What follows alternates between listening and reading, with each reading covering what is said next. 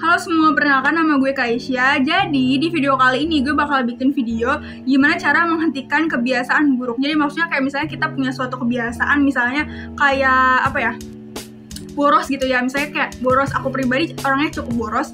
Nah, jadi gimana cara menghentikan kebiasaan boros tersebut untuk membeli suatu barang. Misalnya kayak kita tuh senang banget kayak misalnya hangout. Gimana cara menghentikan kebiasaan hangout itu kalau misalnya kita ngerasa itu tuh nggak baik buat kita. Nah, mungkin ada beberapa kebiasaan atau habits yang kita lakuin dan kita ngerasa kalau misalnya itu tuh nggak good buat kita dan nggak baik buat kita.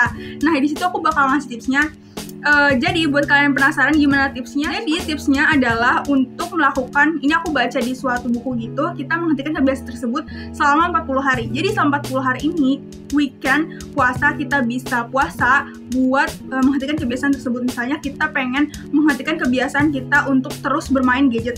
Kita bisa menghentikan kebiasaan untuk bermain gadget terus menerus, dan atau kita pengen menghentikan kebiasaan main game misalnya, itu dengan cara 40 hari untuk enggak main game, untuk not use your phone, atau kita nggak hangout selama 40 hari itu. Dan apa dampaknya ketika kita untuk berhenti? Nah, kita mungkin awalnya akan ngerasa kalau misalnya it's really hard to me, ini sangat susah buat kita untuk kita menghentikan kebiasaan tersebut, but it's really worth.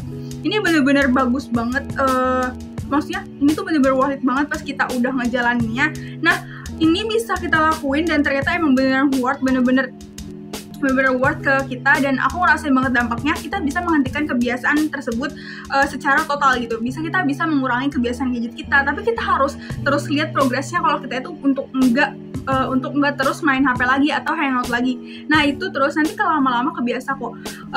Nah, ini tips dari aku. Sebenarnya itu aja sih tipsnya gimana caranya supaya menghentikan kebiasaan buruk.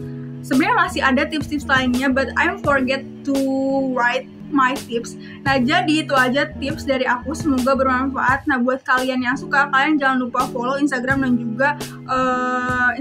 juga sosial media gue. Nanti gue bakal share tips lainnya. Dah.